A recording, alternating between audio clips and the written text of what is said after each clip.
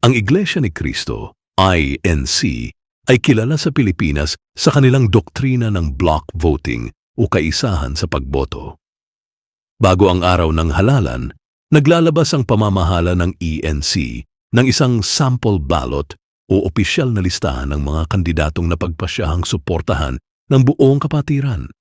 Narito ang ilan sa mga pinakaprominenteng politikong opisyal na sinuportahan ng ENC sa mga nagdaang pambansang halalan para sa pinakamataas na posisyon sa bansa, para sa Pangulo, President. Karaniwang sumusuporta ang ENC sa mga kandidatong nangunguna sa mga survey o sa tingin ng pamamahala ay makatutulong sa bansa at sa relihiyon.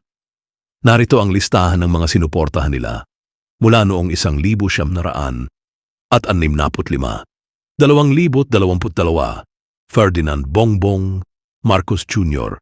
nanalo, 2016, Rodrigo Duterte nanalo, 2010, Benigno Noynoy, Aquino Ikatlo nanalo, 2004, Gloria Macapagal-Arroyo nanalo, 1978, Joseph Erap Estrada nanalo, 1972, Eduardo Danding Cojuangco Jr. natalo kay Fidel V. Ramos, 1965, 1969, 1981, 1981, 1986, Ferdinand Marcos Sr. para sa Vice Presidente, Vice President.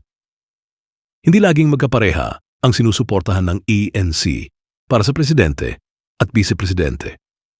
Kung minsan ay magkaiba sila ng partido. 2022, Sara Duterte nanalo, 2016, Ferdinand Bongbong Marcos Jr.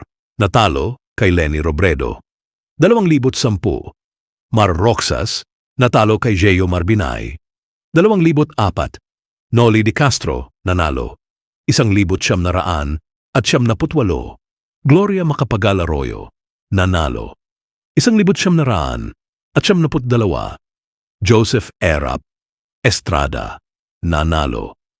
Para sa Senado at lokal na posisyon, naglalabas din ang ENC ng listahan ng 12 senador na kanilang sinusuportahan, pati na rin ang mga lokal na kandidato gaya ng mga gobernador, alkalde at mga kongresista sa iba't ibang distrito.